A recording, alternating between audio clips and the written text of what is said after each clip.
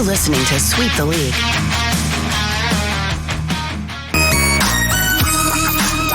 Hey, this is George Iceman Gervin, and you're listening to Sweep the League Radio.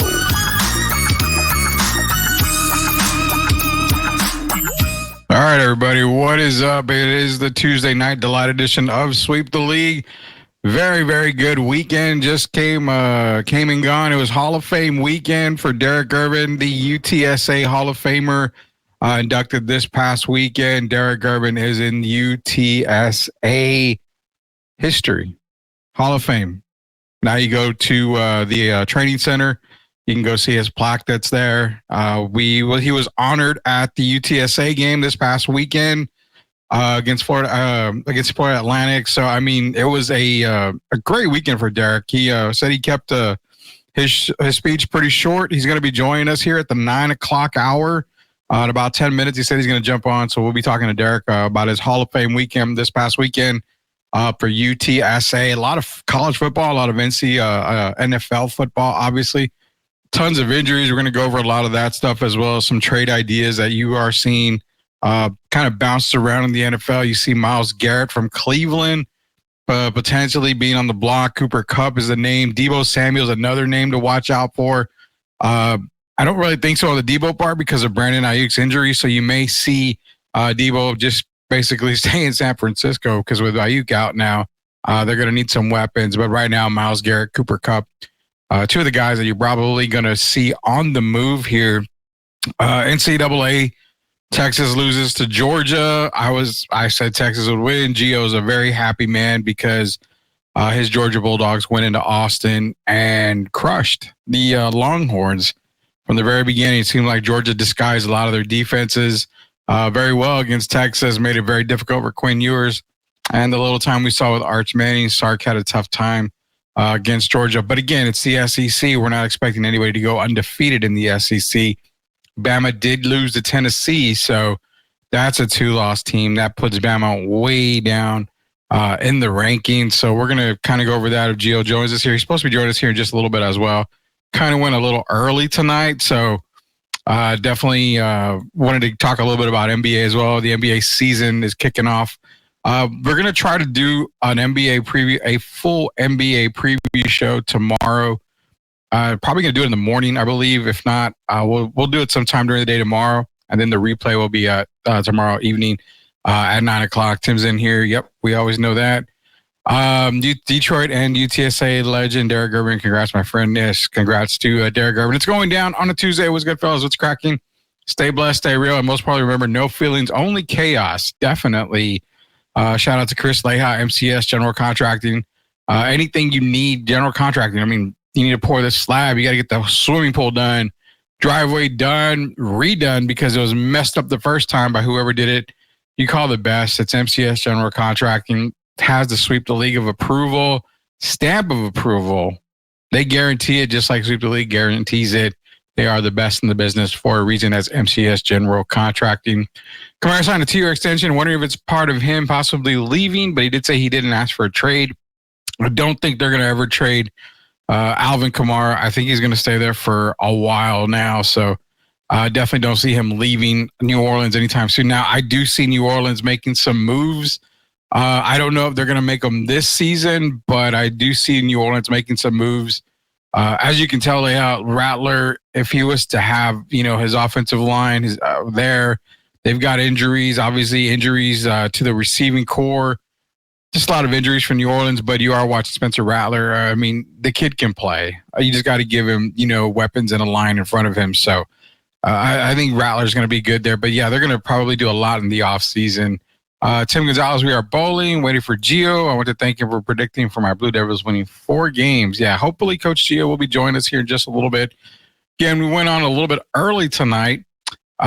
Just going to talk a little bit about NBA. We've got an extra 15 minutes. I was hoping the guys would join me early with me, but they'll be on about 9 o'clock, hopefully. The injuries this year are absolutely insane, man. We have 3 starters, I think, still active, depressing. Yeah, it's tough, man. You want to start off hot. Then the injury bug started to happen. You saw the offensive line go through the injury bug. Obviously, Derek Carr's injured. I mean, Olave He went down with a concussion, or he was injured with, I think it was a concussion. You also got Shaheed. He's out now. So, I mean, even the defensive line, I think, is a little banged up as well. Let us know. We can talk wrestling. Yeah, I'll let you know, Tim. It's always a show where we kind of just decide, oh, we're going to talk about wrestling. So definitely let you know, guys. Appreciate everybody joining us here. We go to our YouTube channel, search at Sweep the League TV. Hit the subscribe button, up to 932 subscribers on there. Appreciate everybody joining. Be sure to be a subscriber. We got a whole lot of stuff coming up here, so please be sure to be a subscriber. Haven't got any talk yet, but nonetheless, we have one of the guys on right now. So, all right, I'm gonna go sit in the corner and no. You got to talk, man. You got to join us here. Definitely. Let's bring on Coach Gio. Again, Derek Irvin's going to be joining us in here in just a little bit. And he was sporting the Georgia sweater last week. Now he's sporting the Georgia pullover today because, Gio, your Georgia Bulldogs went into Austin, and I'm not going to say did the unthinkable, but they layeth the smacketh down on one Sark Longhorn team. Yeah, Georgia came ready to play. They normally started slow, and they did start slow on offense, but Texas never really got rolling until third, fourth quarter. So Georgia was able to kind of keep that defense flowing, and that's exactly what they did. Kudos to Kirby Smart. He had that us against the world mentality, and I thought Georgia on defense, it looked like there was some life there. Something was there because they played on a mission. That first half, Rudy, Texas didn't do anything. Georgia found ways, and I would like to welcome Texas to the SEC. As Rudy thought that, actually, it seemed everybody picked Texas. I mean, I don't even recall anybody picking Georgia. Did. There's no doubt about it. I did. I'm not gonna shy away from it. But what I did like was the fact that Kirby came in with a massive plan, and he disguised a lot of these defenses. You hadn't seen, you've seen yours kind of rattled before. Sark just looked completely lost, as if, hey, all the game film that we watched on Georgia just doesn't seem to be right. Something's not right. Kirby came in with a whole different game plan in Austin, and it showed, man. The schemes, the disguises that he had on defense. I don't think I've ever seen, let's put it this way, I haven't seen this Georgia team this year play like that. But I think even in their better days, championship days, I have to admit this was a very impressive performance by Georgia. One of the better performances I've seen in years. It was. Carson Beck's still not the offense still not where it should be in under year two. He's still throwing a good amount of interceptions. Not Carson Beck we've seen last year. If they can clean those interceptions up and that defense plays like that, then Georgia will be tough to beat in the postseason and potentially, hopefully, beyond that. But we'll see what happens. But Tim loves reminding me almost Tim once a day, all of us about Duke going 6-1. Tim listen, they're 6-1, but they're not making the playoffs. So no, definitely not. Definitely not. Maybe they could show Matthew McConaughey one more time. Jesus, Joseph Austin is. Why? I don't know why they showed Matthew McConaughey the whole damn they time. always show him. I know, but come on, man. Was Chris Leon here crying about his team? No, he's upset because New Orleans, was decimated by injuries. I wouldn't call it crying. Just like the Rams are decimated by injuries, it happens. It happens. His next man up, not and crying. You gotta. He was crying. He was telling me about how great his team was at the beginning of the season. A healthy Saints team is just as good as everybody else. They kind of proved it. No, it was a facade, Rudy. That highest scoring offense, that was a facade. They weren't going to keep that up the whole year. Can you honestly say that? For real? Yeah. Just like the Ravens didn't do anything right. They're starting to prove.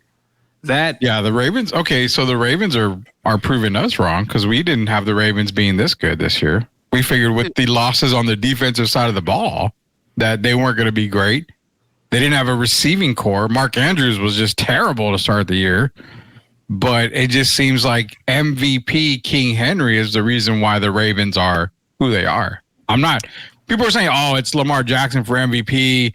Yeah, I'm like, bullshit. That's Derrick Henry should be MVP. He did throw 5 touchdowns for whatever's worth. So, I mean, he played really well. Tampa's defense isn't. Tampa's defense is terrible. Also, Chris Godwin should have never been out there in the fourth quarter when the game was basically over. He tears his ACL for Chris Godwin. And look, Chris, you told me the Saints were this and that. After week 3, you could see, Rudy, the wheels starting to turn. And so with I got your address. I'm gonna pass your address on to Leha so you can fly out there. Even with Saints fully healthy, I think they would have turned into the old Carr. It's just I'm not sold on him. He's good for stretches, but he's not going to win you a Super Bowl, and it is what it is. Well, they're not going to. I mean, no one's going to win the Super Bowl with the exception of the Lions, and that's by what Joseph's saying. Goff should be MVP. I'm not mad if Goff is in the MVP talks. I'm not. I mean, he clearly is one of the MVP candidates, but is he the MVP? Not right now.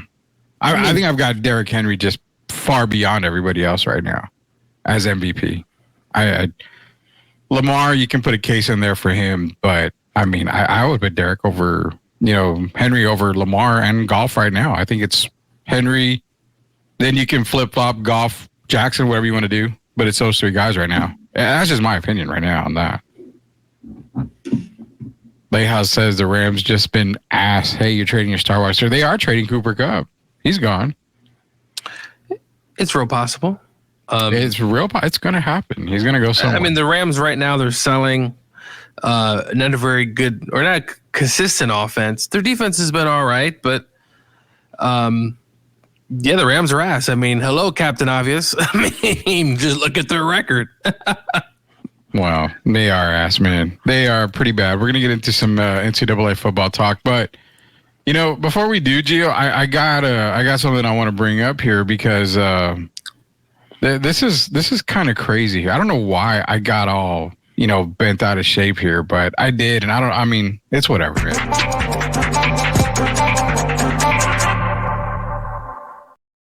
All right, so I got bent out of shape earlier because someone sent me the screenshot of someone calling me a Debbie Downer on YouTube when I was on Locked On Spurs the other day. Reason being is because I said the Spurs were probably going to be a 30-win team and, don't expect much. Low end 28 wins, high 32, high end would be 32 wins. But, I just have to say that I'm going to apologize that I go on Locked On Spurs with Jeff Garcia, friend of the show. I'm going to apologize, Gio. I really am. I'm going to apologize for Waldo Castillo because I'm not one of the guys that gives you effing hope on a season where I don't expect anything to happen. I call it like it is. That's exactly what happens. You know what? We're not myself, Derek. We're not here to stroke the egos of, everybody and say, you know what? Hey, they added Chris Paul. Hey, they added Harrison. Have you seen Harrison Barnes in the preseason? He was probably one, if not the worst player on the roster, and he played all 5 games. So you look at the roster. Victor, year 2, gonna be good. Chris Paul, gonna help out. Gonna be fantastic. I know he's gonna have a good year. I don't expect Chris Paul to make it the entire year for the Spurs. I expect them to be dealt at the trade deadline. I mean, friendly contract. A lot of teams are going to want that contract. They're going to want him for the playoff push. I don't expect the Spurs to be in the playoff push. If they are, great. But I never once said I don't cheer for the Spurs to win. I love for them to win 40, 50 games, go to the NBA Finals. I love for all that. But the real side of sports talk is you have to keep it real. So I apologize for being a Debbie Downer. I really do. But I kind of like the name, Rudy Debbie Downer Campos Jr. A Debbie Downer. I don't think I've ever been called a Debbie Downer. Look, we listen, we all love our teams, but you have to call them out.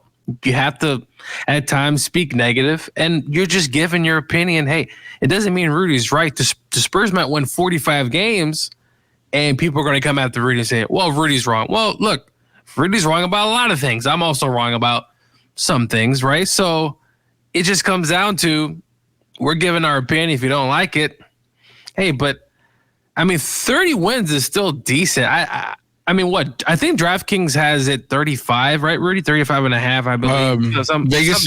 Vegas had it, I think, at 38. I think it down to 35. I think it went even lower to 33, if I'm not mistaken. I mean, throw a few dollars for Spurs to make the playoffs. It's possible. You never know. But, I mean, I do like the name, though. It's, but, yeah, no. Yeah, no, there's just no way. And I like fans, thinking that, that's the problem. And I'm sorry, man. We call it like it is here, bro. And it's like this. I'm not as popular as other podcast people in town. I'm not, I had a very brief radio career. I don't have radio, like years of radio and everything. So I get it. I'm just another podcast hack who's been doing this for a while. But at the same time, I'm not going to come over here and write, sugar-coated pieces and shit like that and make videos and say, well, good God, they had a terrible season last year, but I'm optimistic that they're going to be, 45 wins this year. Why? Because I have to say positive things. The only positive thing that I can say is 2025 is coming. Tons of free agents, better draft class. I'm kind of ready for that. So that's my rant for the night. I just had to let everybody know, like, hey, you know what? I'm a Debbie Downer. Who gives a crap? Spurs basketball in general, I think, will be better, but you're still going to see a lot of inconsistencies, people jacking up shots as they did last year. So, look, 35 wins seems pretty reasonable for a team that's still building. And Victor, I mean, really, if Victor takes, 10, 20 steps forward and he's averaging 30 plus a game, it's possible. Spurs can get to 35, 40 wins, but I mean, that's a lot to ask for when there's other guys that also got to step up as well. And I think they will, but it's still a young team. I got it. We got a Hall of Famer. Now, we can't even say future Hall of Famer. We have to say Hall of Famer Derek Irvin. He's joined us on the show here. Let's bring him on to sweep the league. Derek, man, can't call you future Hall of Famer no more. It's flat out Hall of Famer Derek Irvin. All three of us are Hall of Famers, man. How you guys doing? Good, man. Good. Yeah. Give you a couple minutes here, man. How was the weekend? I mean, it was actually great. It was tiring, but it was good. They treated me well. I got to go out actually Thursday and meet the UTSA players, the new group for the first time. I met the coach for the first time. I was allowed to talk to the players. I talked to them for about 3 or 4 minutes and just kind of told them the history of the school. And so that was good. As you know, the event was Friday. It was a very nice event, a very good turnout. Shout out to my friend Larry Keenan, or now Musin Keenan, for showing up. Of course, my brother and his family were there, and all my sisters were there, and it was a great event, man. I did a short speech, and I'm thankful I got to go first. So I started it off, and I had a quick speech, and the last 4 people, I love them, man, but oh my goodness. We're going to have, maybe next year, they'll probably be on a minute restriction, but overall, it was good. Oh, man.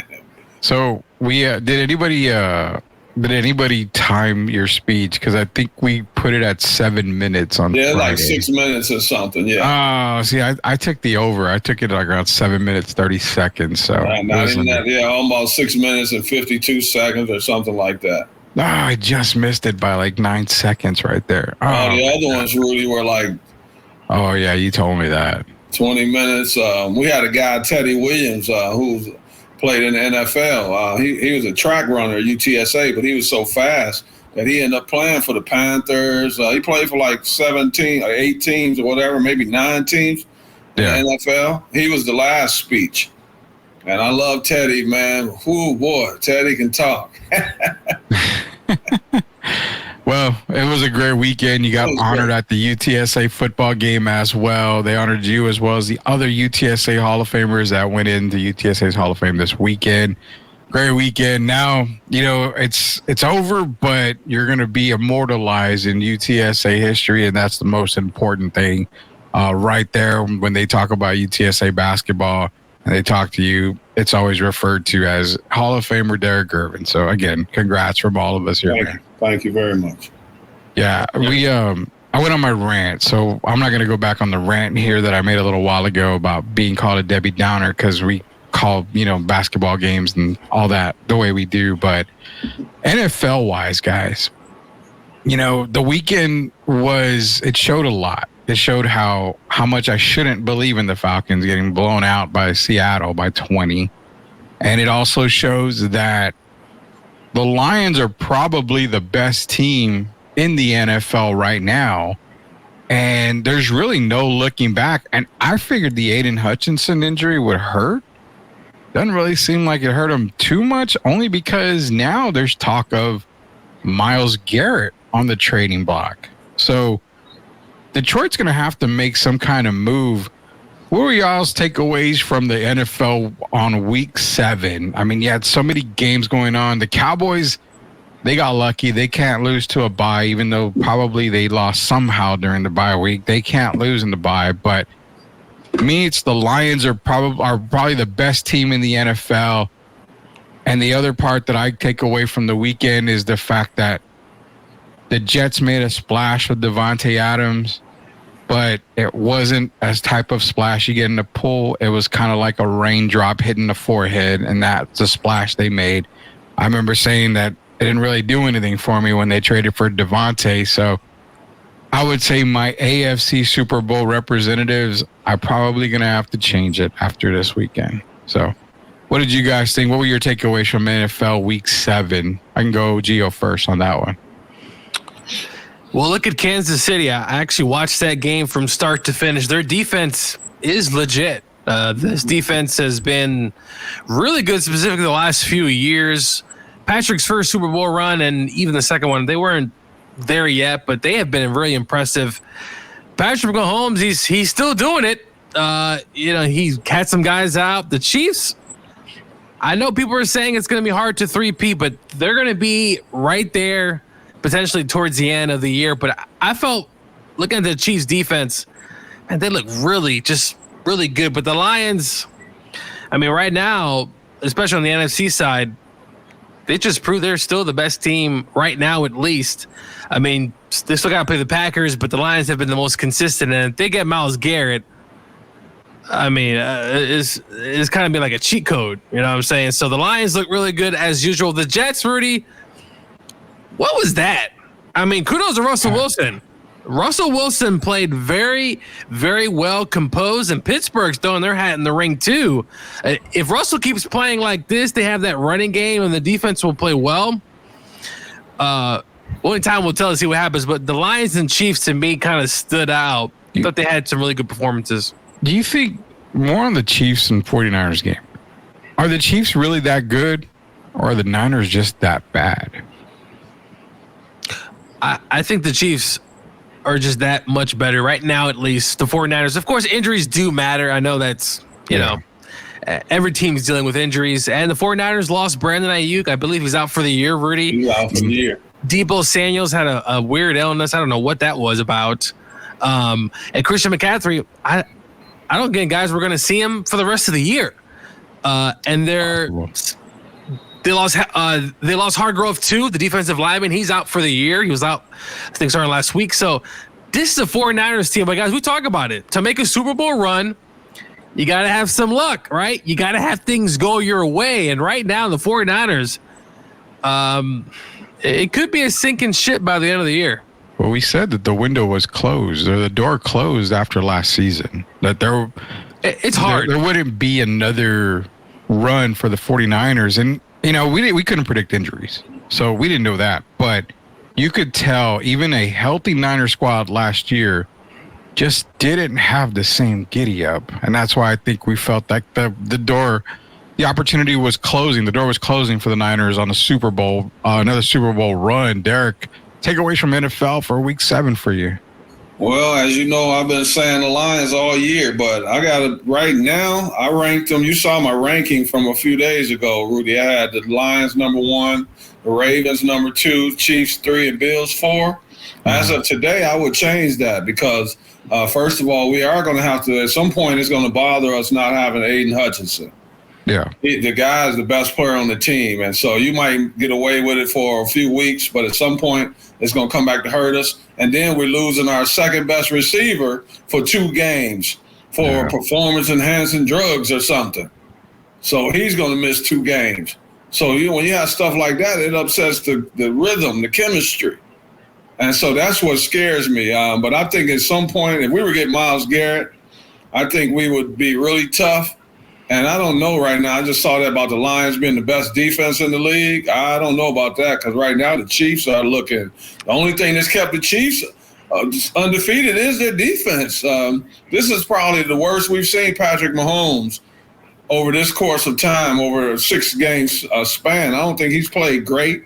He still made some big plays. As you saw the run he made the other day when they thought he was going to go out of bounds.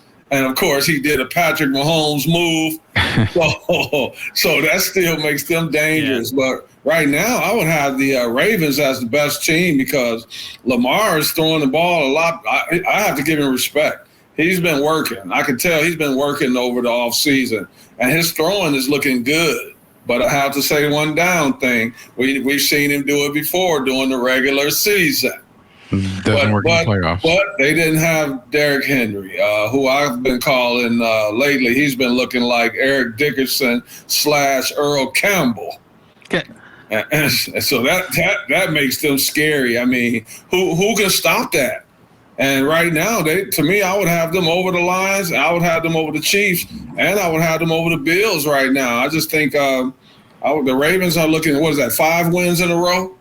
Yeah. And they've been very impressive wins. So right now, I know some people said early in the season that the Ravens might not even make the playoffs, but I said it. And another guy below you on this picture, too. Well, yeah, because I wasn't sure if that was a team, if the window was closing, right? Because it's been open for a bit here, and they just haven't been able to kick that door. But, Derek, we'll see. Come postseason time. Right I agree with you. Hey, now let me ask you this: why you guys have the Packers over the Vikings? No, not yet. Not yet, at least. I don't. I saw they were rating on Stephen Smith's show, the fake show, not our show, that they had the Packers in the top 5 instead of the Vikings, and I don't agree with that. I think I'm going just based off of quarterback. I would give me Jordan Love over Sam Darnold. One thing about the Chiefs, they've had some injuries. One thing you can say about the offense, though, Rudy, Kareem Hunt has been a godsend. He literally walked off the street, and he has been a thundering ball. So they've been able to run the ball, chew up clock. There's been rumors, can the Chiefs get Cooper Kupp? If the Chiefs get Cooper Kupp, and if Kupp's healthy for the rest of the season, then that would be good. No, I know what you're laughing about. Can I say one thing? Yeah. Jerry Jones I'm not sure, it was a soundbite. I don't know if it was from this week or before the season about Derrick Henry? About Derrick Henry not being a fit. It was this morning, I think, or yesterday. Are you? Yeah. Did we not see him in that offense in Tennessee? It wasn't anything flashy. It was just hand the ball off and hit the gap. Is Jerry serious, Rudy? Was that a serious comment? He couldn't have been. Yes, what? It was. It was a serious comment. Didn't he basically say, playing for the Cowboys, he don't know if Derek would be having that successful season like he's having with the Ravens? Yeah. So basically he's saying that he's accepting losing. Yeah. I mean, it's Jerry. You know what? Jerry can basically put a Cowboys jersey and helmet on 11 bags of crap on the field, and he's still going to sell out 70,000 seats and sell all the merchandise in the world because it's America's team. And you don't ever, when you're a Cowboy fan, you're a Cowboy fan for life. Doesn't matter what product Jerry puts out on the field. It really doesn't. Rudy, while you're on that subject, I got a question. Did Mike McCarthy cut his own throat? With the comments about Troy Aikman's comments don't really have an impact. What he said wasn't really important as far as the team running, the receivers running bad routes and them not looking like a good team. Is that the right thing to say in Dallas when you really haven't done anything? You're underperforming in Dallas? No, I mean, McCarthy, well, let's just put it this way. McCarthy's defending his own team because what is there left to do? I mean, they're not going to win anything. As Sis said, they're going to come back and winning the ship. Bookmark this. I'd be surprised if Dallas came back and won a bag of chips. At the end of the they might lose the next 5 or 6 games. Cowboys come back to win the chip. Have you seen that defense? He's joking. Trust me, he's joking. No, I mean, he might be serious. I don't know, but he might be serious. I ain't bookmarking nothing. I'll start it because I want to make sure. Yeah, that's why I said Sid is being sarcastic. There's no way the Cowboys come back and win the championship. There's definitely a way. The way Jerry talks, he gave up when he was all in. I can swear he was probably in Vegas, at the roulette table or something when he said that. There was no way you're all in and you get nobody in the offseason. When Ezekiel Elliott is probably your biggest addition free agent wise. And he's barely playing. I mean, let's put it this way. I would have rather seen, big boy Eddie Lacy behind this offensive line because it would be more comical than what we're watching right now in Dallas. That's how bad it is. Hey, Rudy, I need you to be a real Falcon fan. I am a real Falcon fan. I picked them to win this week. And again, disappointment. Mr., did you see that? Mr. Kirk Cousins, Mr. I throw for 500 yards. I mean, I'm a real Falcon fan. Did I pick the Seahawks? You didn't even pick. You didn't even show up. You weren't there that day. You're right, but I would have picked the Seahawks because when Kirk Cousins, you would have picked when you need him the most, Rudy. What did I tell you? When he's flying high, he's got a jello arm. He threw for 500 yards, man. The guy, I'm surprised he was even able to throw anything after that game. The guy, his arm was just gone, man. Leo, don't you think Seattle has a pretty good team? They're decent. They're decent. I think they got a pretty good team.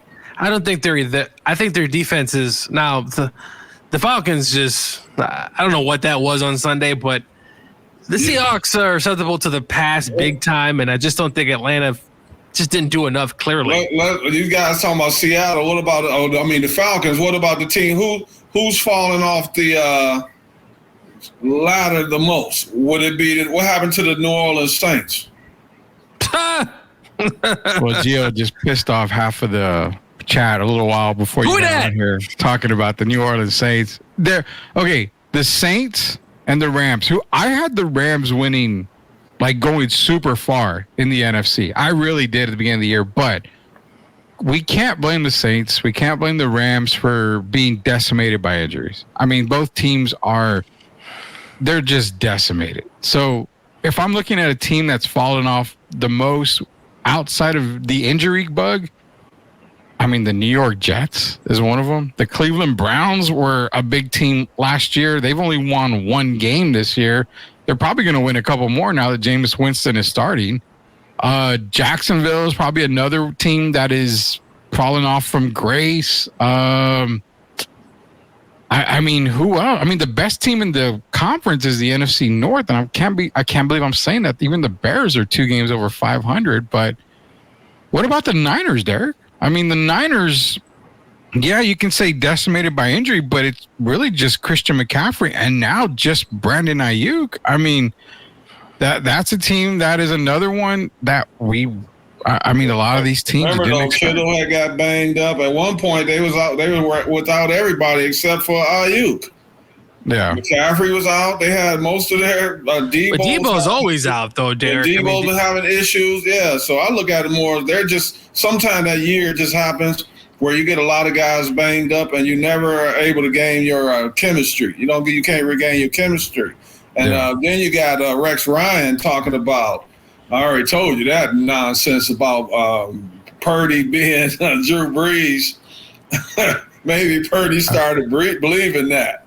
And it's a rough year for the 49ers, but I think they'll rebound. It's just they've had a lot of that go against them this year. I still don't think they're a bad team. They're kind of handicapped with the injuries. So is Brock Purdy even – I mean, is he just a game manager now?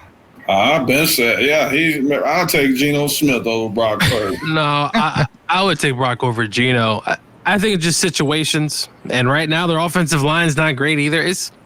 The Chiefs defense though is really good, great man-to-man defense, and they were blitzing him around, and it just wasn't a good game. But the 49ers are still a team to watch out for, and in the playoffs, if they go on the road somewhere, I won't be shocked if they beat playoffs.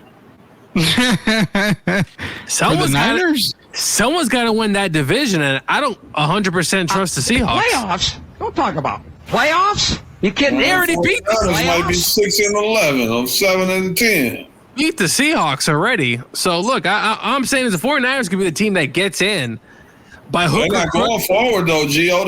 They've been going kind of backwards. If you look at their play on the field, sometimes you can't go by the record. No, I know about how they actually look on. That's why I don't have Kansas City ranked number 1, because I'm not really going by their record. I'm going by their actual play on the field. And Kansas City has not looked like the best team in the NFL in my eyes. But their defense there, you got to admit though, the defense is good, but the offense hasn't looked up to par. And Mahomes got that gut. Mahomes had a little gut this year. We're just being honest, man. But that's the scary part, though. They're undefeated. And Kansas City hasn't played their best football yet. They were fortunate to get by the Ravens, as we know, by a toe. Oh yeah. And as we look at it now, the Ravens, if they were to play them right now, the Ravens will be the favorite in that game. So I think there's a few teams, and Buffalo, I think will get the Chiefs a really good game. So the Chiefs are undefeated, but I think their record is not what it should be. It's kind of overrated.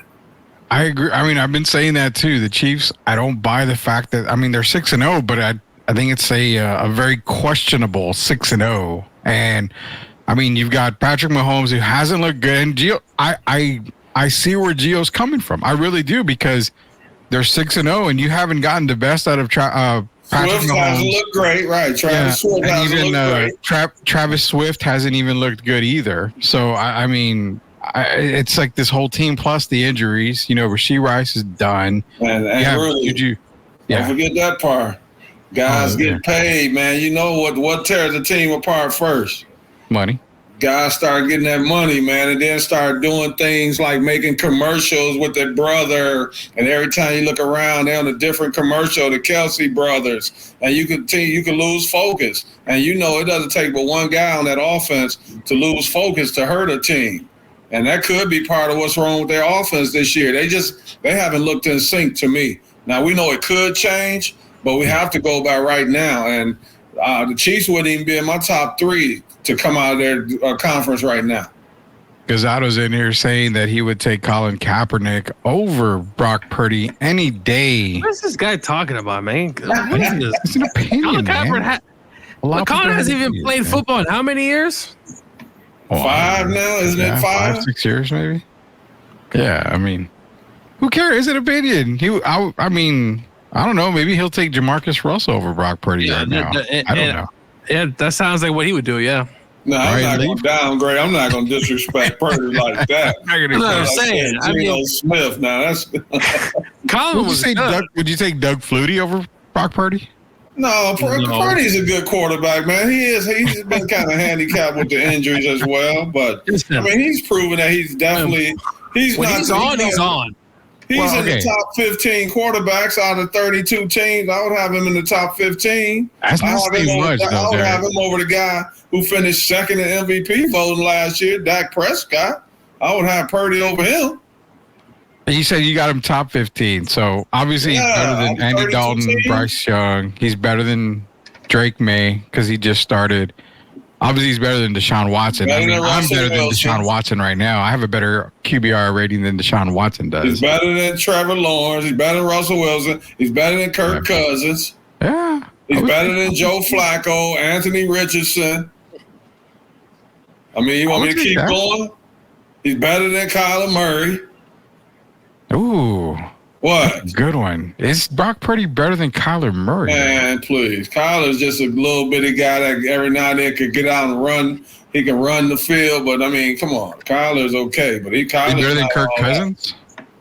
Huh? Is he better than Kirk Cousins? Yeah, I think so. Yeah. And I put him over Kyler because he at least reads the playbook. And it sucks as Daniel Jones read the playbook and he's still Yeah, there's another one. Daniel Jones. Well, that's your boy, Rudy. Yeah, David Carr. That sucks. Yeah, he is my boy. I get it. Well, all right, we're going to do our quick segment before we go to commercial break. We're going to do our, what is it called? Caught Off Guard segment here. Let's go at it.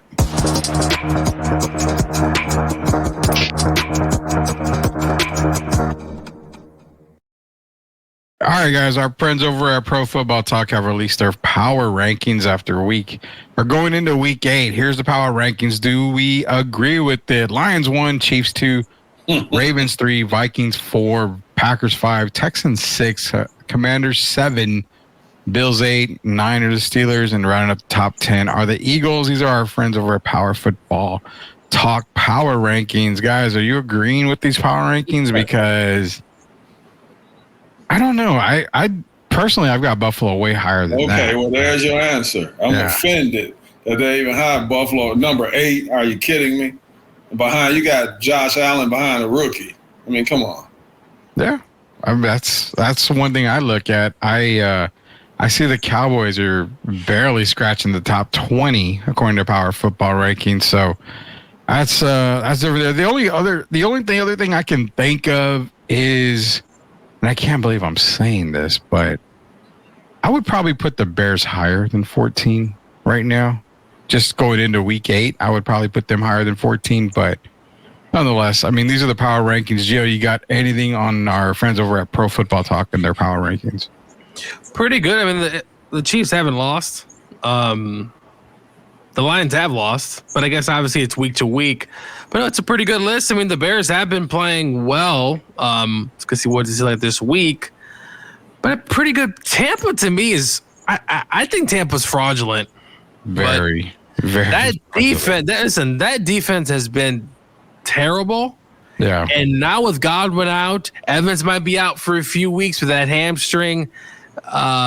Baker's going to be throwing to Plummer soon. But no, I think Tampa needs to be down to number at least 16. Though I don't love the Broncos either, but the Broncos defense has been playing very well. And jeez, yes. You know, Gio, Rudy, can I ask a quick question to get off the top 10 just for a second?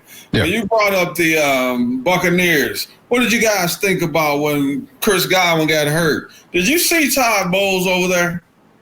With a smile? Yeah. I did. I posted that last night. I erased it today, but I was actually pissed off. The guy got hurt, man. First of all, he's in there in the last minute of the game. He gets hurt with about 50-some seconds left. And then you show the coach, he's over there smiling. I didn't get it. I didn't get it either. I mean, I don't understand why a coach would be happy. I mean, not saying he was happy, but smiling at the situation of your best receiver going down after, Mike Evans went down. Because if I'm not mistaken, Godwin, even in fantasy football rankings, I think he was the number one receiver overall. So I don't get it, but it's weird, Derek, because earlier today, people had, I think it was Sith Elias. He had Twitter posted and he tagged me about, why was Godwin in there at the end of the game? It was a blowout. But as mentioned before, a lot of these contracts in the NFL they're loaded with, incentives. So you got to play X number of snaps in a season to get this bonus. You got to get this many receptions to get this bonus. Like, there's so many things. That's why you see a lot of these guys play, even in blowouts, they're still out there playing because every snap counts towards the total. And this was a minute. This was towards the end of the game. Again, I'm just making the point. Don't you think I could see? Couldn't you see kind of why they were still in the game and Baker's still in the game? They recovered the onside kick. Yeah, they had got themselves kind of back in the game. They cut the lead to 10 to the point they were showing Lamar on the sideline, and you could see he wasn't happy because there was a chance that he was going to have to come back in the game. Yeah. So I can understand that part, but to still be going downfield like that, man, and throwing some of those passes that Baker was throwing at the end, man, he could have got paralyzed. That's the part I didn't like about it. So I could see them keeping them on the field. But at some point, man, you have to, stop throwing those certain – Baker was throwing passes that if you catch, you're going to get hurt. So I'm not going to fault the coach for having them still in the game. They cut the lead to 41-31. Because if I remember correctly, wasn't it 41-17? Yeah. So they cut the lead. I can understand that. But I just had a problem with that look on his face, man. Maybe that's just his look, but it wasn't perfect time. It wasn't the right time. No, and I personally – Evans already got hurt, right? So he was already out. And I get it. You have a shot at the end of the game, but why risk it? Every possession matters. It's towards the end of the game, and I get it. You still had a shot to win, but I wouldn't have had Godwin out there. With his history, he's played a number of snaps. Now he's out for the year. So I agree, Gio. You could have kept Baker in there if you had wanted to, but you put in another receiver. Yeah, and really, Godwin's your security blanket. You get him off the field. Yeah. Yeah, I don't know, man. I mean, it was sad too, really, to see him go down like that. As soon as it's bad when they don't show the replay. Oh yeah, and we've had that a lot lately. I mean, you're talking guys have been going down left and right. I don't know what it is about this season. I mean, Gio and Derek, have we really seen a season like this before where it seemed like every week one of the top players in the NFL is out for the year after some kind of injury? Aiden Hutchinson last week. We're seeing Chris Godwin this week. Brandon Ayuk's another one this week. I mean, it's getting crazy. And then I found it even more crazy when I saw the Tua press conference, and the reporter legitimately asked him, hey, you've had a lot of concussions. Have you given any thought about playing, with that new helmet that they have, the Guardian helmet, I believe was what it's called? And he's like, no, I'm not. Is that the guard helmet with the padding on it, like one of the guys on Tampa Bay had on? It's the one that it's supposed to prevent or make it, less likely to have a concussion. But he refuses to wear it. My problem with Tua is that, you know what, you want to play, great. You can play. I have no problem with it. It's your life. You do what you want to do. But after all the concussions that he's had, and we're not talking concussions where you're just kind of like, and out there was times where his fingers were crooked. I mean, just massively terrible concussions. Why does a player go in thinking, okay, I'm going to play, but I'm still going to play the same way? Because they even asked him, are you worried about sliding or anything like that? He's like, I'm just there to play. I'm going to play the way I've always played. Man, there's got to be a point where a coach or somebody pulls on the side and says, you want to play great, but you're going to have to play smarter, man. You got to play smarter. I hate to say it, but a concussion is a concussion. But what if something worse happens on the field the next time he gets laid out? Really, what could the league couldn't do anything, could they? Because if you go by the contracts and all that. Yeah, but a player association. Yeah, the league. Yeah, but I'm saying the NFL, they can't say like, this is it for you. We're not going to let you play anymore, because that would be strictly a player this situation, right? Yeah. You can't really tell him. No one could tell him, take away his livelihood. And that's the sad part. I guess you can't. So I don't know, man. Tua, I don't want to see him get hurt, because if he gets hurt again, it's not like these concussions are a joke. And so I don't know how he's going to continue to play, but I guess he knows something we don't know, even though it didn't work. What did he do over the summer? He took all this kind of training to learn how to fall and all that. Yeah. He's not listening. And then it happens again. So it's the same thing with Robert Griffin. RG3. Slide, yeah. Robert, slide. Yeah. They hired a baseball coach. What about Josh? What about Josh Allen? Josh didn't even want to go. Josh didn't even want to go in the booth. Yeah. They had to make him. You got to protect yourself, and unfortunately, I hope Tua doesn't have some sort of crazy thing happen to him on the field to where he can't play anymore, right? This is where... Hey, does it remind you, Gio? See, when this stuff happens, it takes me back to CTE, Junior Seau, and these kind of guys. Yeah. I also think about that when you start talking about these concussions and all of that, man.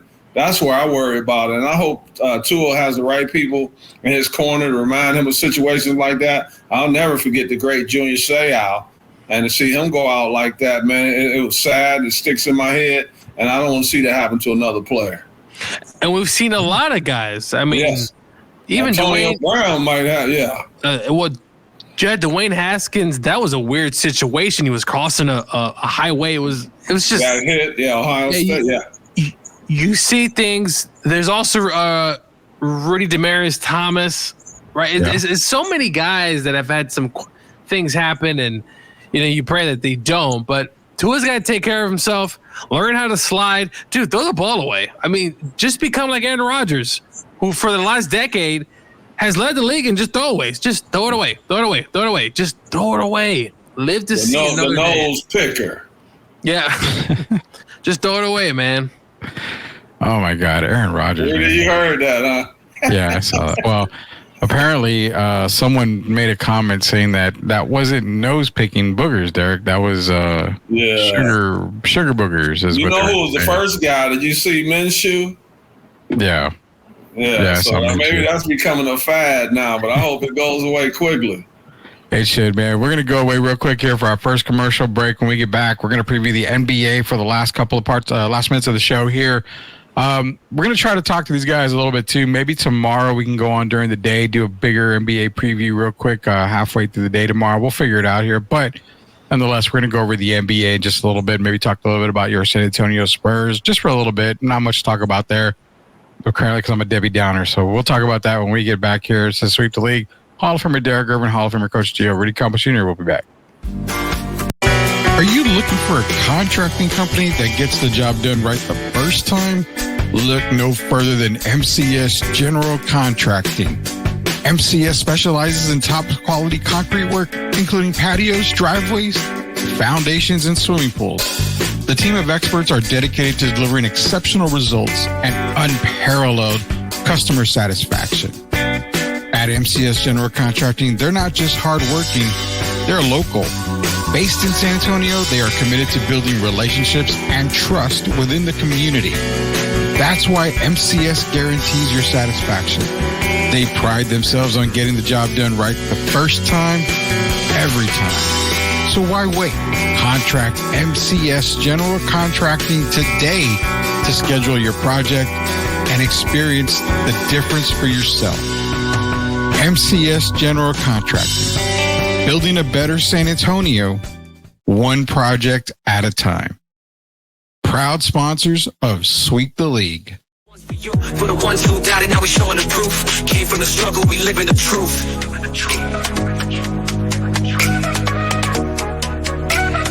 STL Music. Yeah, challenges come, but we here to stay. Built from the dirt, now we paved it away. Had a bad day, but this life ain't bad.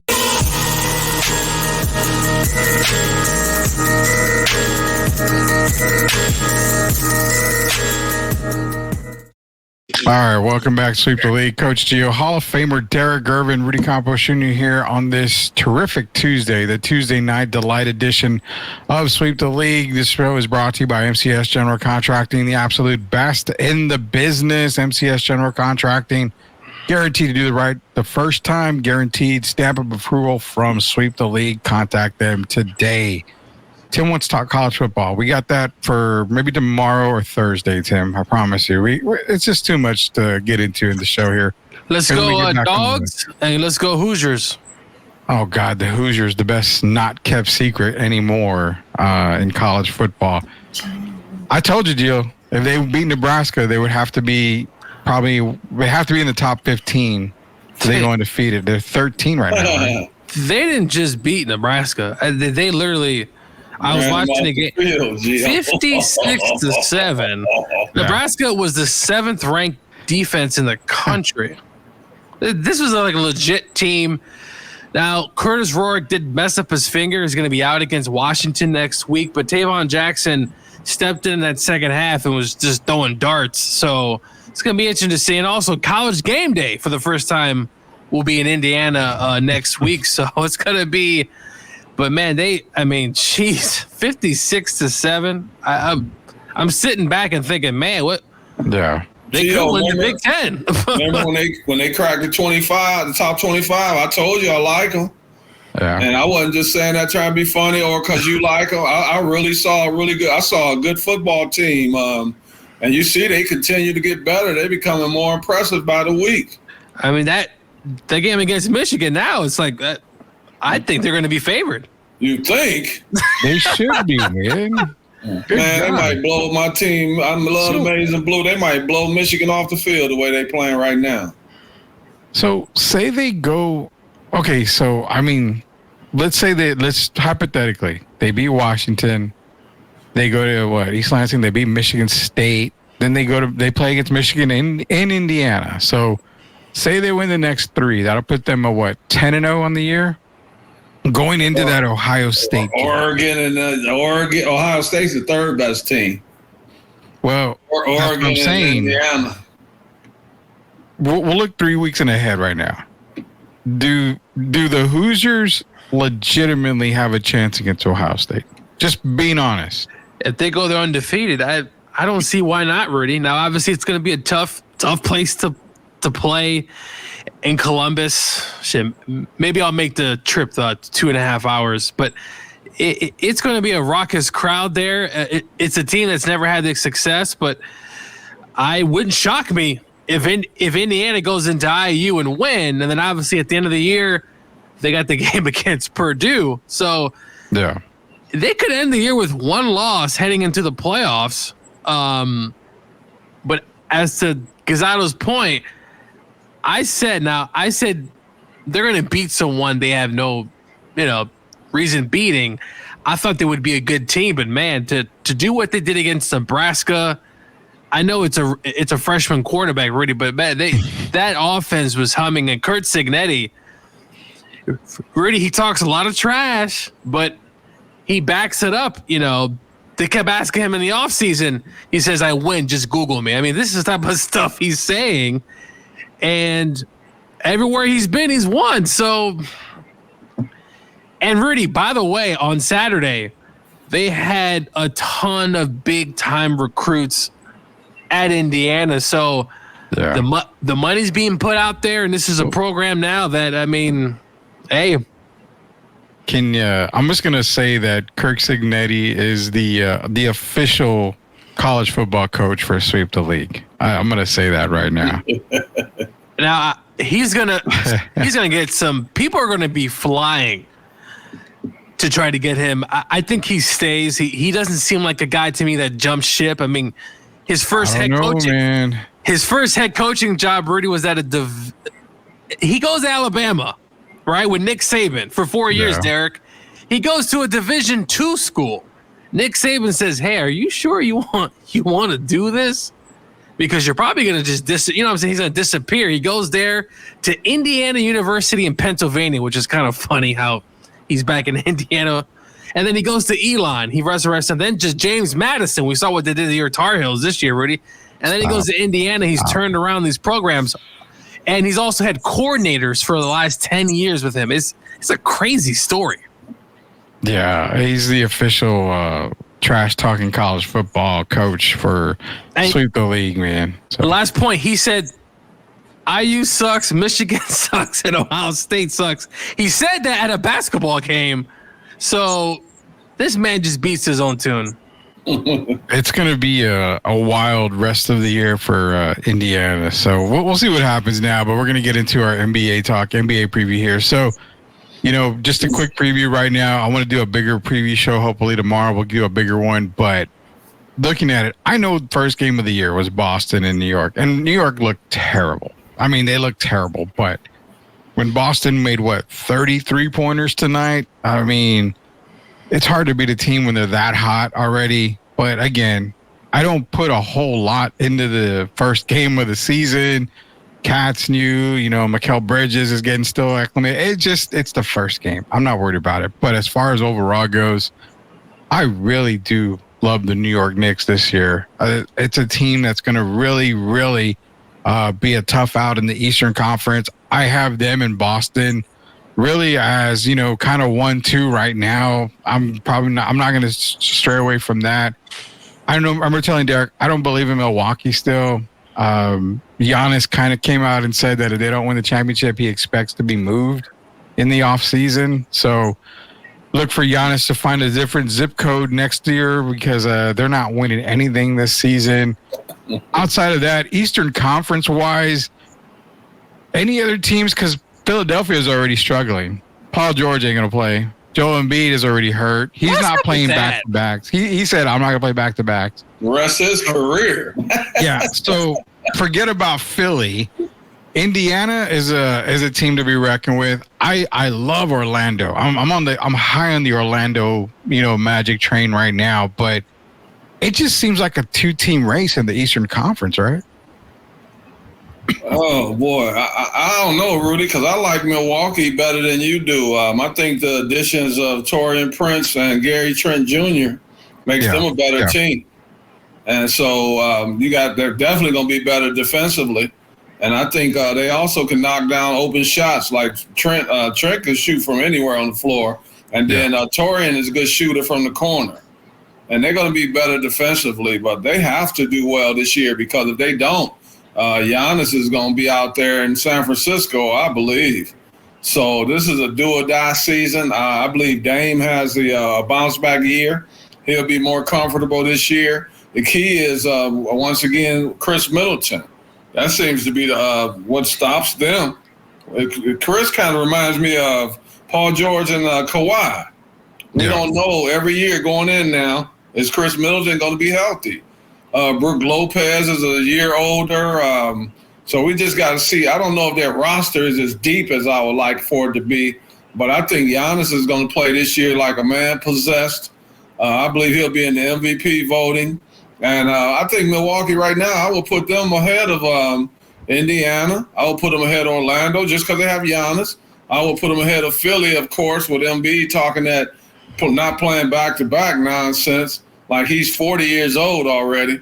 And then Paul George being banged up. Paul was actually fortunate not to be lost for a huge part of the season.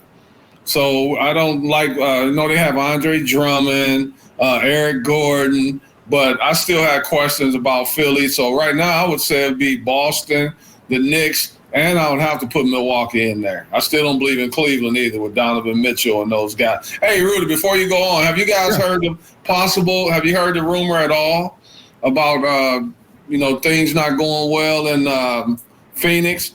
And they can't move Bradley Beal. So have you guys heard anything about KD for Darius Garland and Evan Mobley? I haven't seen that, but I'll say this. It wouldn't surprise me if Phoenix moves on from Kevin Durant at some point this year.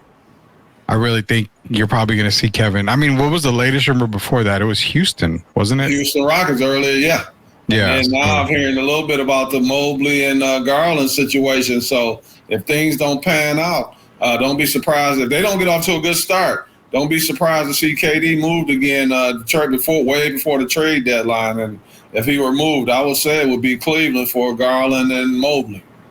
Yeah, I would actually like that deal if Durant became a Cavalier. That would be a pretty good thing there. You, real quick before I go to Joe, you mentioned about Giannis being on the move. You mentioned San Francisco, Golden State. Just FYI, going into next season, one team that you and I talked about where Giannis could go is the San Antonio Spurs. They would have about $25 million in freed up money, as where Golden State would probably only have a couple million, maybe about $7 million at the most. So just keeping that in mind, San Antonio is going to have a lot of money going into the offseason.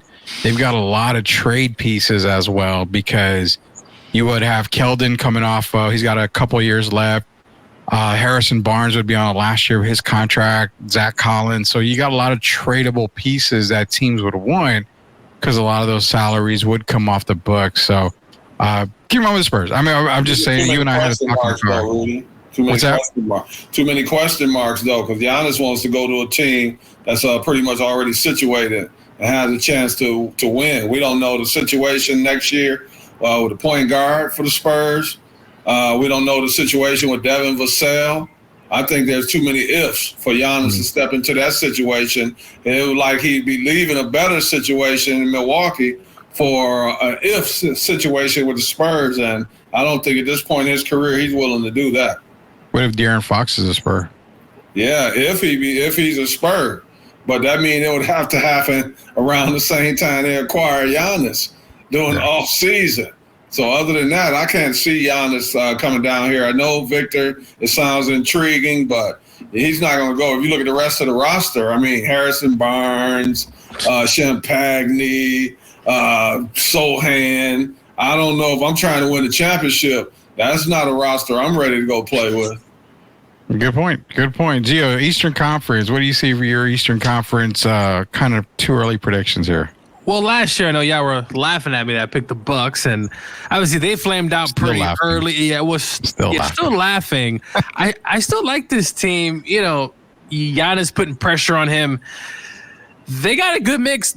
Chris Middleton, though, I think he had surgery, Derek, if I'm not mistaken, on his ankles this offseason. On both ankles, yes. On both of his ankles. I'm a little concerned about that.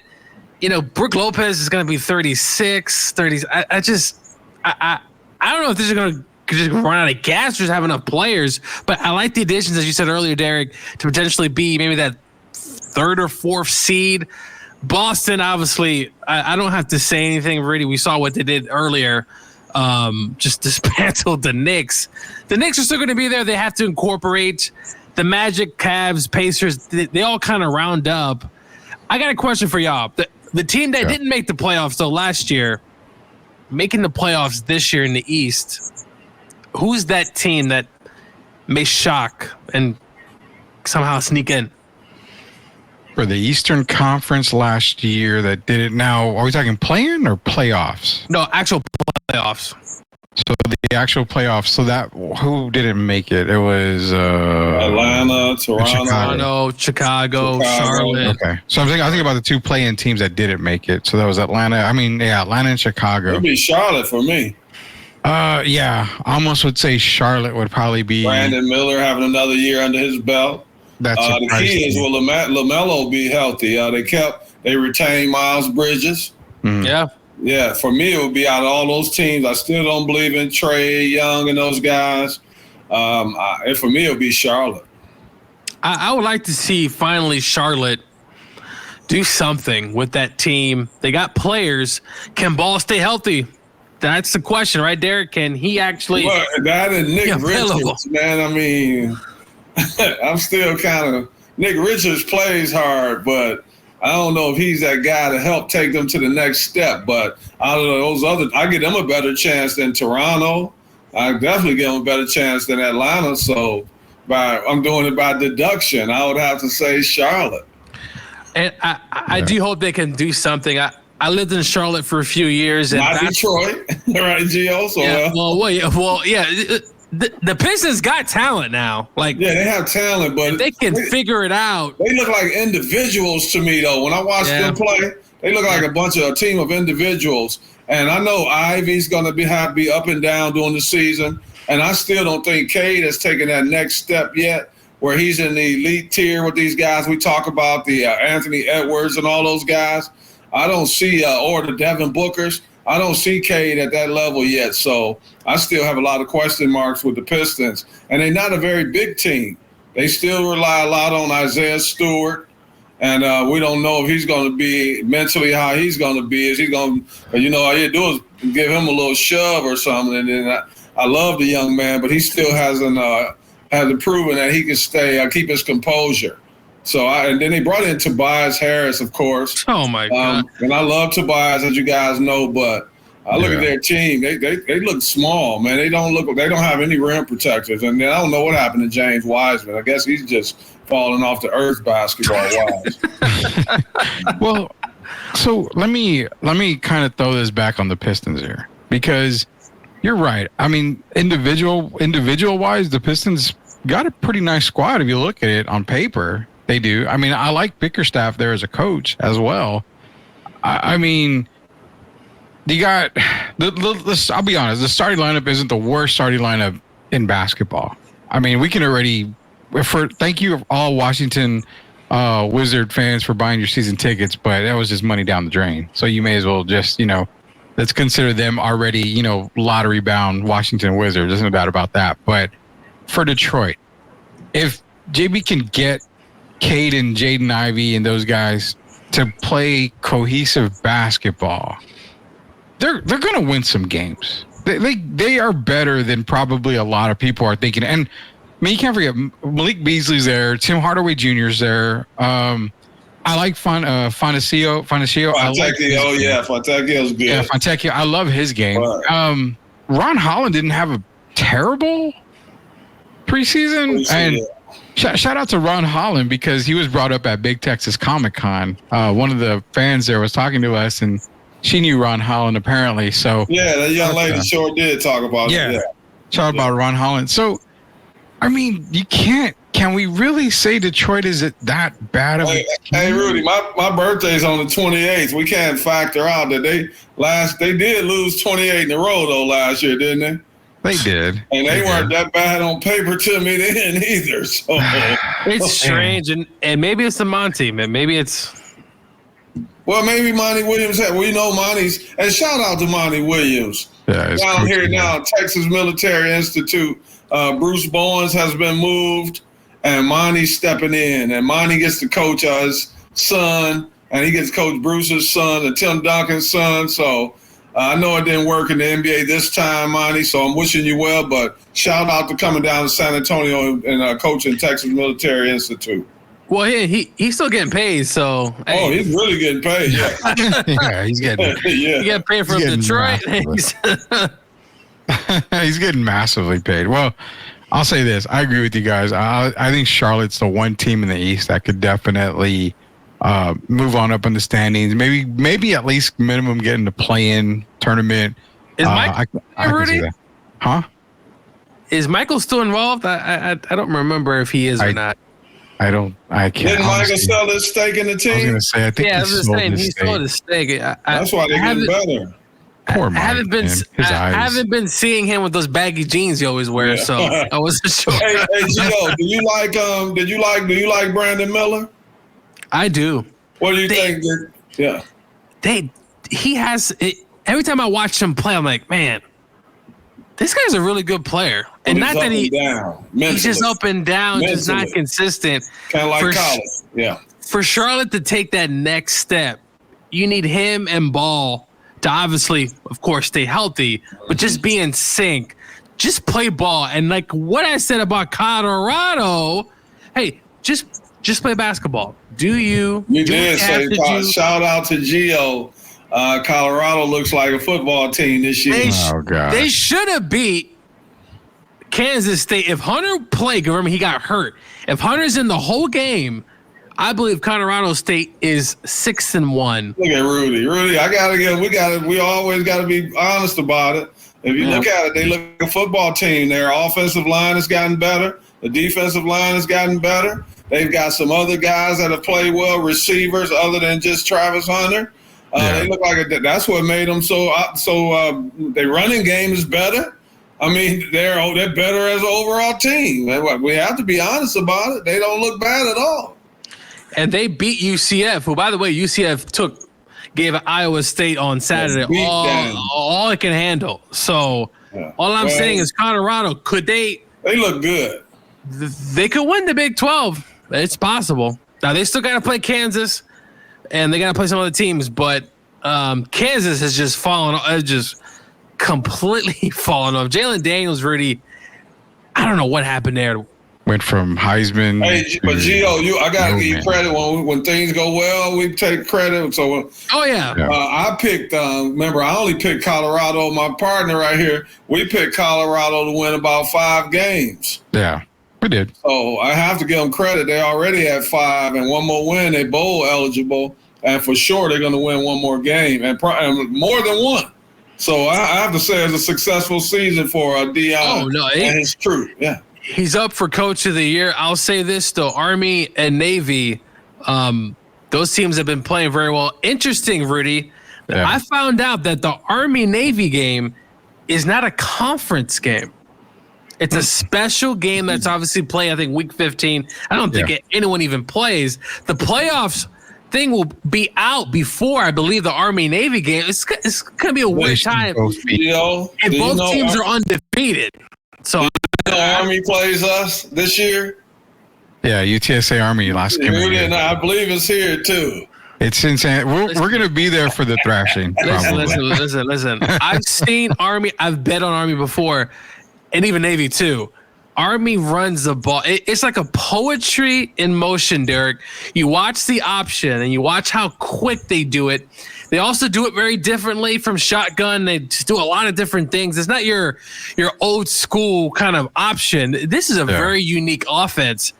And I think Navy's playing Notre Dame. Watch out, because this is a hard offense to stop. They're good. They're good. They're really good. This is actually a good football team, and I won't be surprised if Army or Navy squeak into the playoffs, if they surprise someone and beat them. this is very impressive. Hey, Rudy, can I go off script for a second? I'm sorry, just for a second.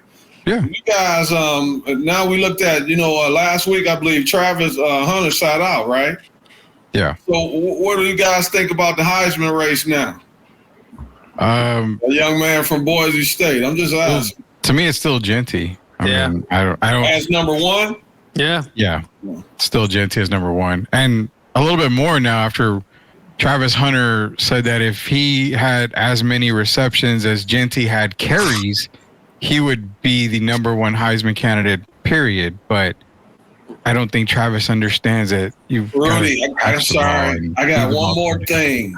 I know you guys have heard it. Tell me, is this true or not? Do you believe Quentin Ewers, Mr. Ewers, is he sitting out the rest of the season?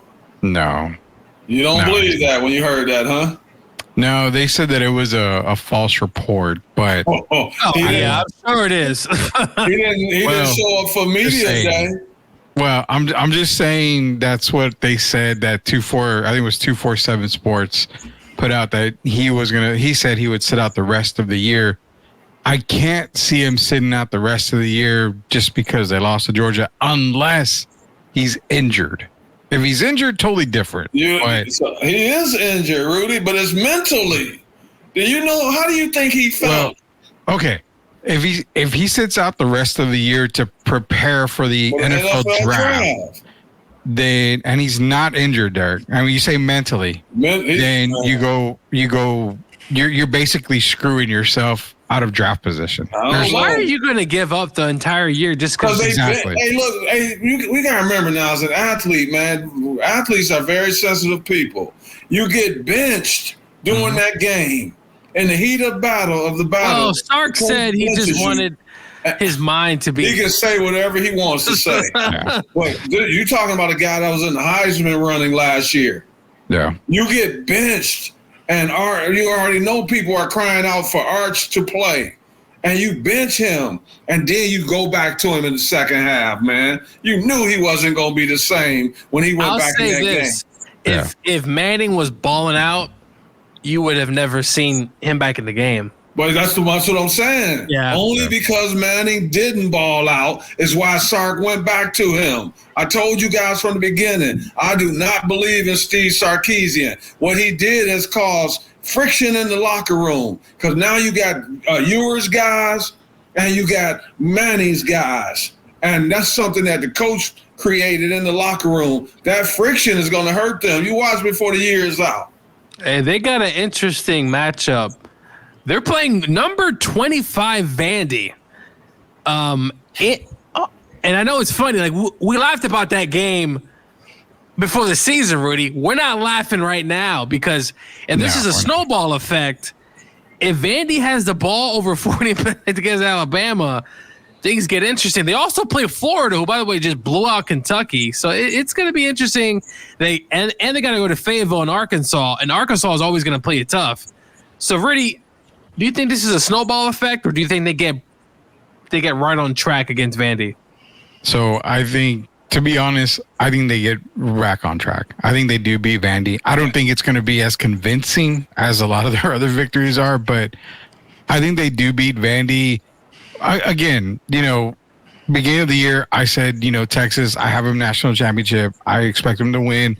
But I did say at the beginning of the year that they were going to have one hiccup. It would either be Georgia or one of the rivalry games. That hiccup right now is Georgia.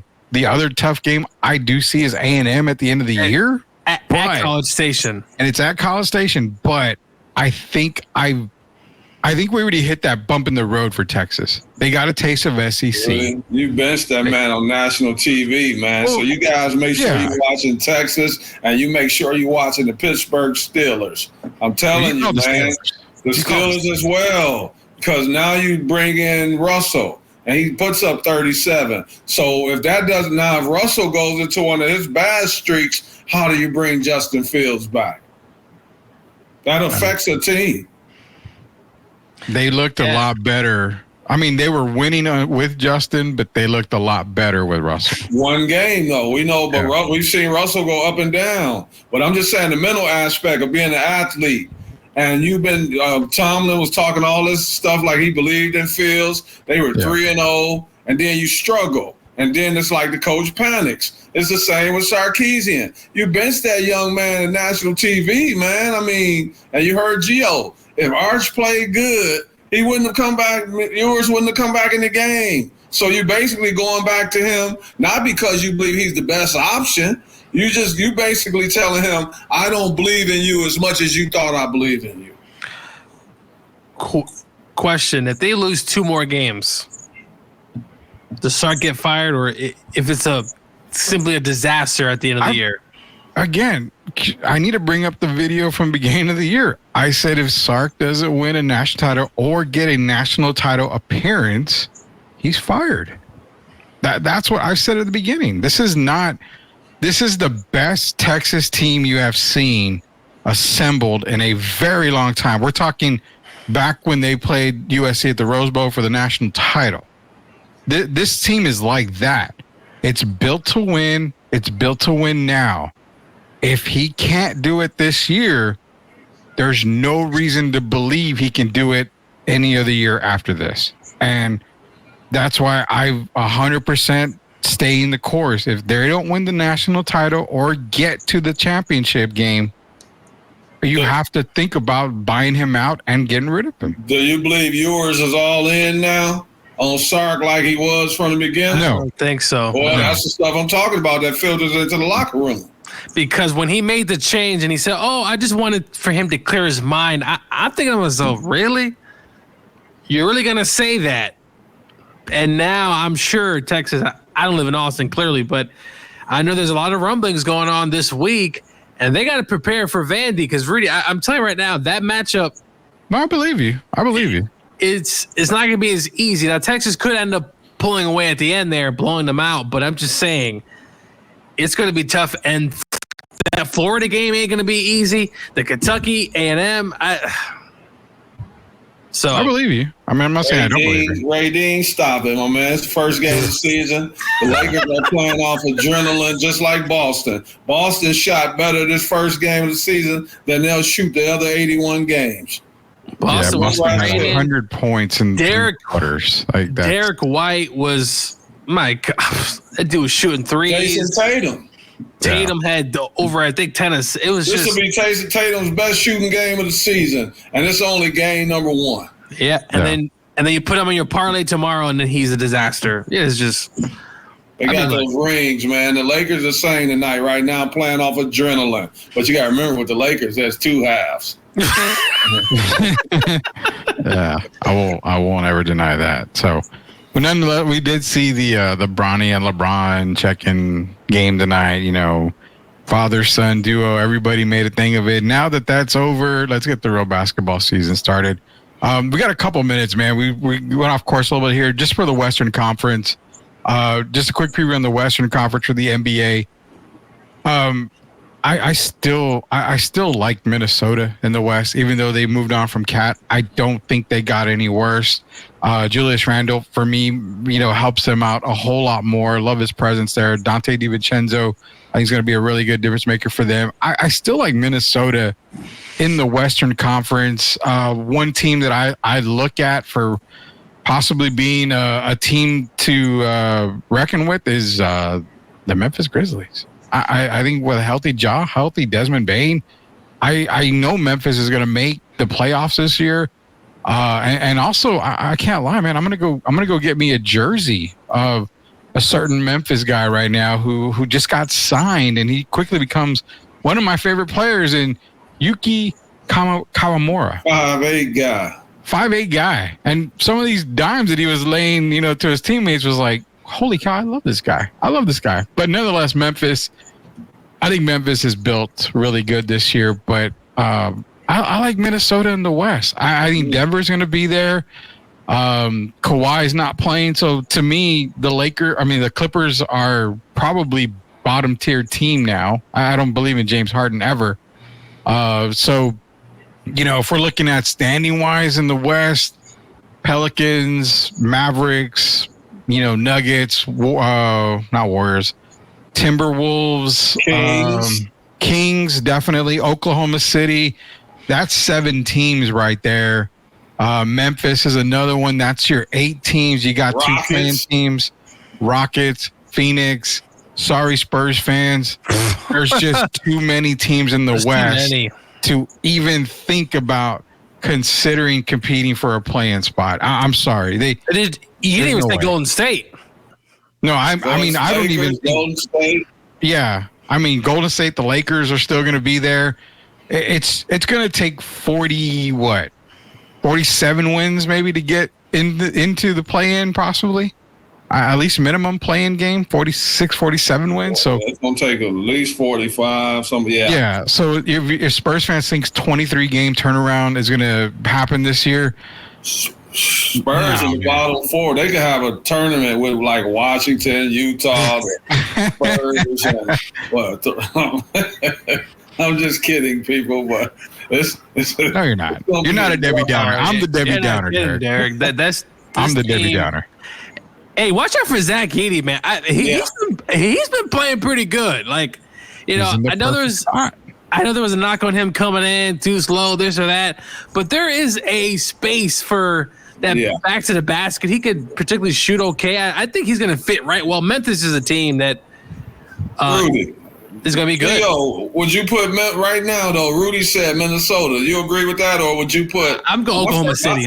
My 2 top teams are the Mavericks, and first is OKC, and then the Mavericks. And I forgot about both of them over Minnesota.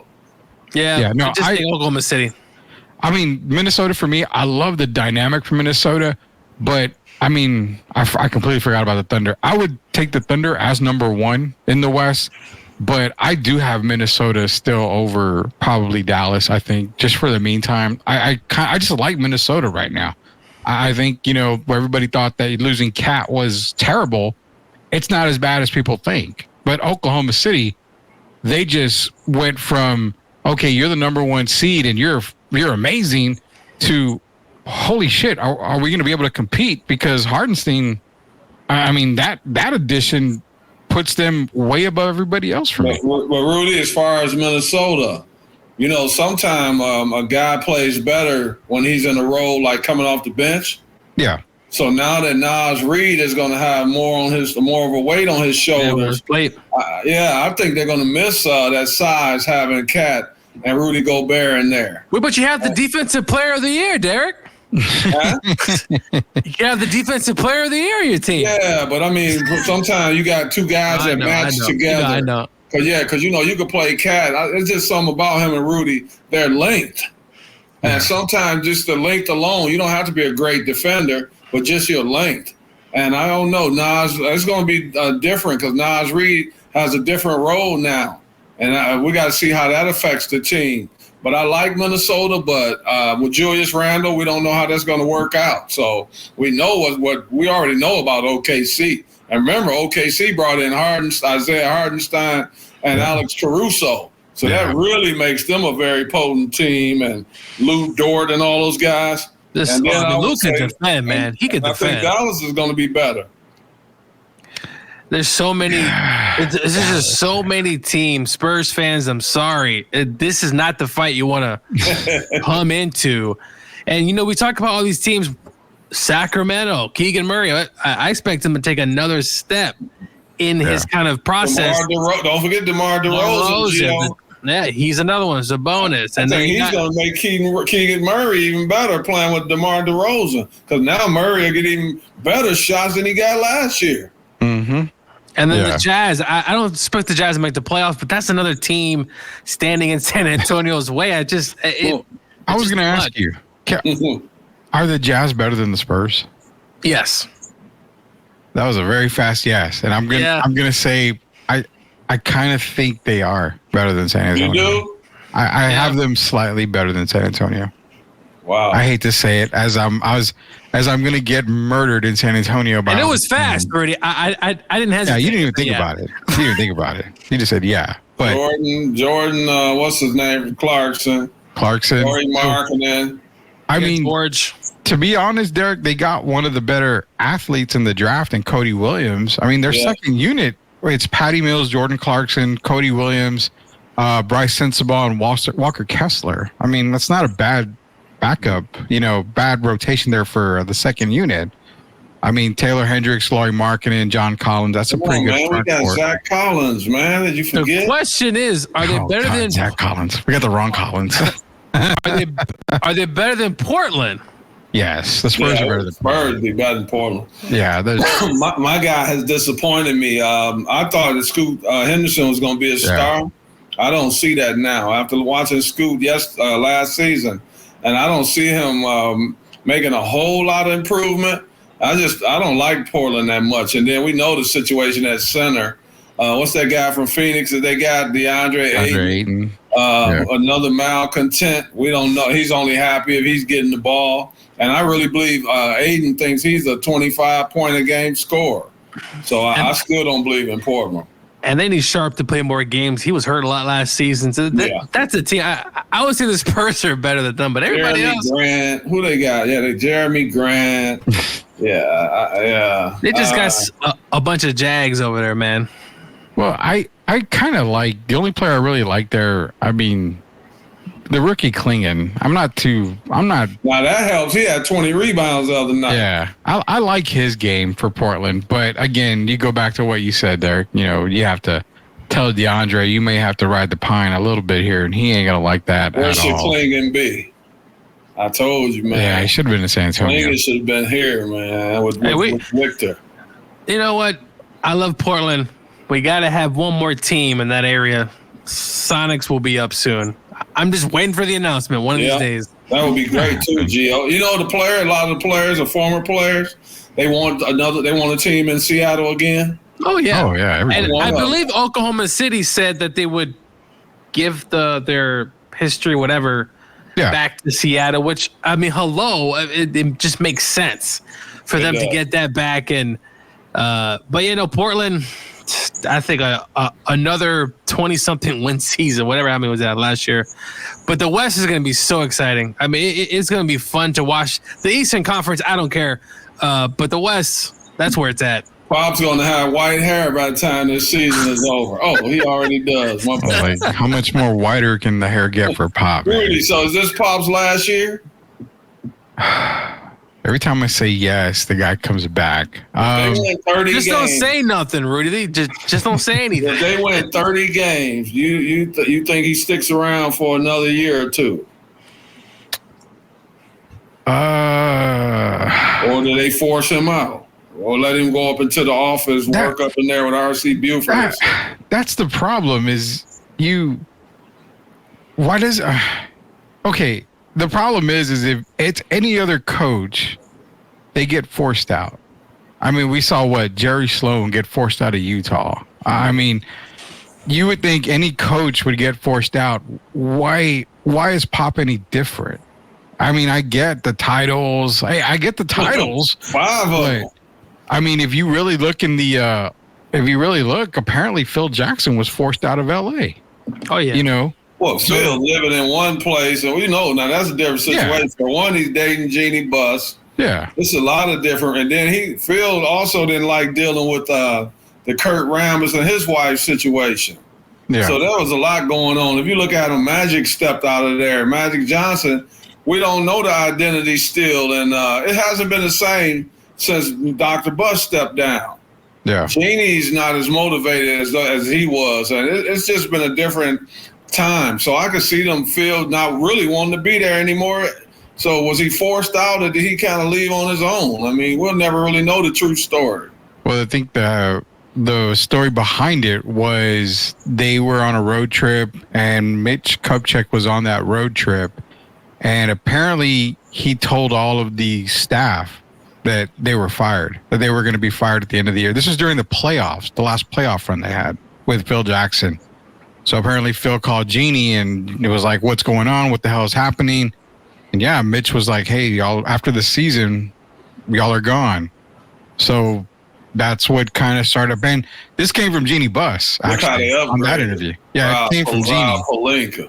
So yeah, it was, yeah, I mean, but the thing is, why are people scared to tell Pop, look, 22-win season, 22-win season. Who's going to tell them? Well, that's what I'm saying. 30 win. You have ownership. There's a good way. There's a nice way and polite way to say stuff, Derek. I mean, it's like, hey, man, you've been just not getting it done. We're just not getting it done. I mean, you got to have a change. You do. That's just my opinion. But does he coach next year? I think if the free agents that we're thinking come along and the draft picks that they get in 2025 come along, if that team starts to like really build itself, I could maybe see him coaching another year. If they don't win this year, I could see them asking him to step down. And the reason I say that, if it was Peter Holt, then I think Peter Holt would let him go out when, however he wants to go out. But now that it's PJ, kids, yeah, and the sister PJ Holt, Peter Jr., for those that don't know who PJ is, I know PJ. With him and the sister taking over, I think if it doesn't work this year, they'll come to some kind of mutual agreement where it doesn't seem like Pop is stepping down, like they're not making him step down, but they'll basically be making him step down. Well, it's almost like the Pete Carroll situation, right? Pete didn't want to go, but they're like, hey, we letting you go. You know what I'm saying? And I'm not saying Pop doesn't deserve to stay and do this and do that, but at the end of the day, look, we love you, Pop. We love what you did. It's time for a change. Time for a change, yeah. What's wrong with a change? Some of these Spurs fans are living in 1999. That's a long time ago, dude. Or 2005 or 2000, whatever. Go drink your wine, man. We thank you for all you've done. We're going to put your jersey up in the rafter. They're going to put a Pop jersey. And Pop jersey, give him a statue. I don't care. Let him, I agree with that. Just let him go. So I think the time is coming, but he probably wishes he was a little younger because he knows he got Victor back there, and that's a hell of a player in the next 5 years. We can only imagine. But yeah, it's probably time. Yeah, look at Bill Belichick. I mean, could Pop get another job? Sure, if possible. Would he want another job? Probably not. Well, he can't get the TMI job anymore because that's been filled by Monty Williams. This is it. This year, to me, even if he does well, if they over-exceed, I still say this is it. This is the swan song for Greg Popovich. Yeah. And then go hire Becky, okay? So. No. Oh, wait, you know what? She's not leaving Vegas. I want to talk about the WNBA real quick, and we just have a few extra minutes. I'll give you a few extra minutes. Congrats to the New York Liberty. I'm from New York. It was great to see. But them being cheated, yeah. But the foul shots, I mean, what was it, 28? 27-8? 27-8? In a game that was physical the entire time, by the way. And Collier was getting zero free throws in that game. She finished second in MVP. Now, granted, her other teammates besides McBride showed up, but the other ones, Williams didn't show up. She was shooting bricks. A lot of people didn't show up, but man, I mean, to have that foul discrepancy, because both teams, Derek, they were complaining about fouls not being called one way, this way, but there was a picture that Collier posted up, Derek. I don't know if you saw it. She was literally hit in the face. Yeah, I saw it. And the refs didn't call that foul. I don't want to take away what New York did. I thought their role player off the bench, I forgot her name. She stepped up big and came in and played well for them. But Sabali was one. Yes, Sabali played, yeah. Sabali and Sabrina.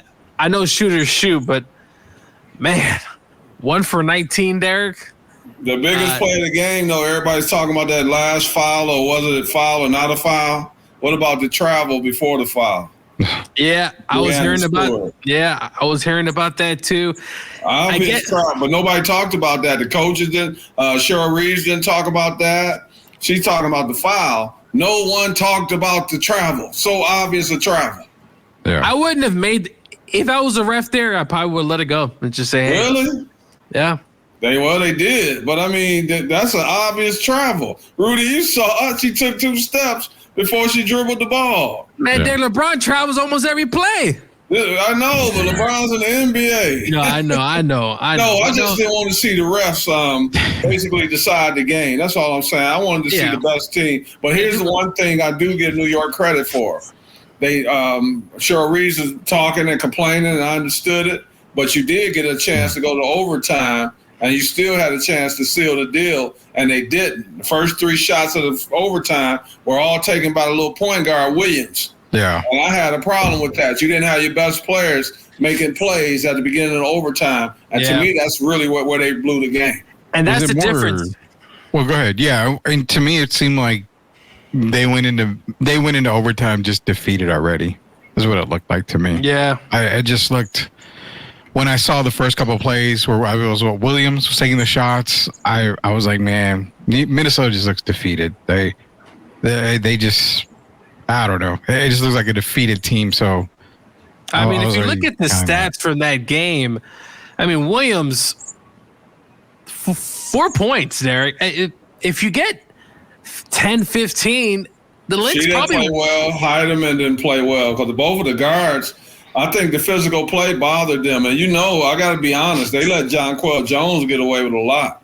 Jesus. Even when she fell on Elena Smith, and then they turned it into a foul on Smith, and she about crushed her head into the floor. Yeah. So you know what Jones remind me of?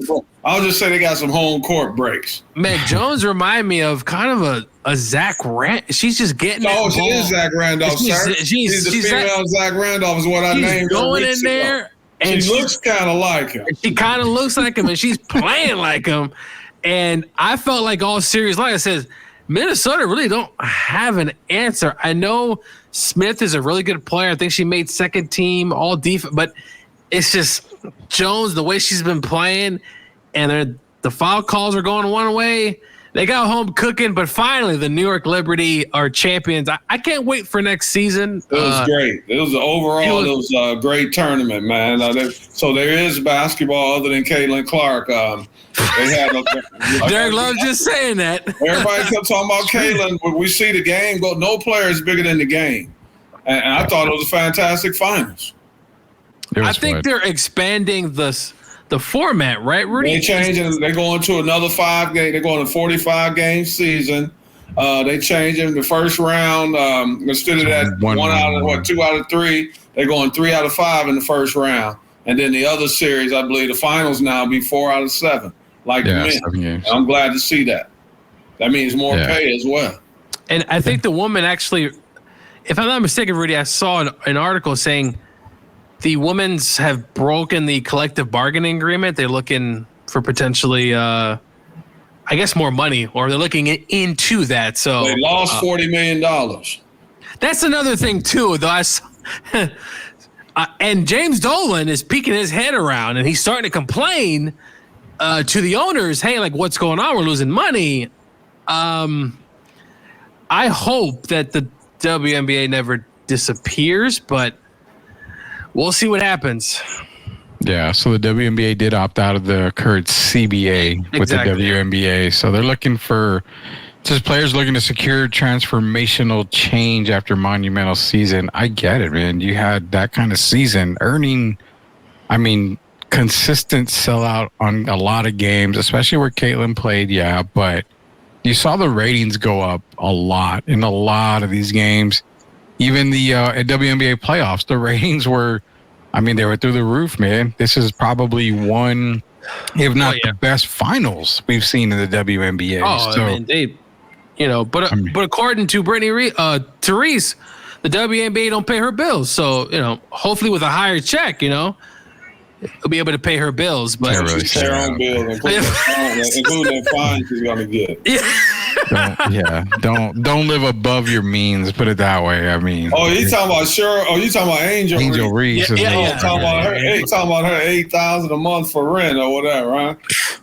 That's it. We don't care. Yeah, and just go get yourself in the gym and let's see what you got next year. Hey, Rudy, I know we're ready to get out of here, but to where that you're talking about disrespect to your team, to come in there with a one side Minnesota and the other side New York, man. I thought that was odd to me. That was very odd. Very odd. I didn't quite understand that at all. I guess you're supporting both teams, yeah, but I don't know. You play for Chicago. Mm-hmm. Did she come in with a Sky jersey or something? Well, she only been in the league 2 more years anyway, so it's that long.